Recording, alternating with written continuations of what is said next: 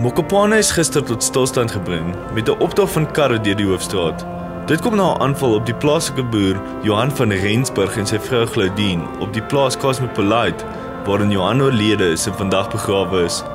Claudine gaan waarskynlik verlam wees na sy 3 keer in die voorval geskiet is. Plaaslike DA-raadslid en hooforganiseerder Marcel Marits was deel van vandag se prosessie.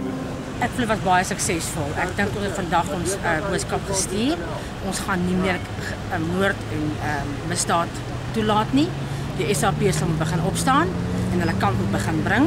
En ja, ek dink was baie suksesvol. Ek het die optog aangevra. Hulle wou dit nie goedkeur nie as gevolg van die kort kennisgewing en ons bietjie gebuig en bietjie gevra asseblief.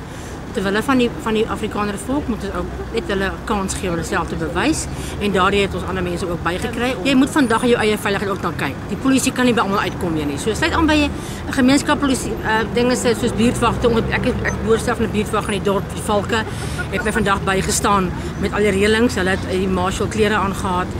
So raak betrokke in jou gemeenskap. As jy nie by 'n plek raak betrokke met jou bure. Ken jou bure. Weet ten minste as hulle by die huis nie is nie, dat hulle nie by die huis is nie, as daar iets in die huis gebeur, dat jy kennis dra van die huis is nie veronderstel om eintlik leeg te wees en dan moet die mense wees nie. Daar's baie uitsprake wat kom oor die mense is bekommerd oor die plase wat gevat gaan word.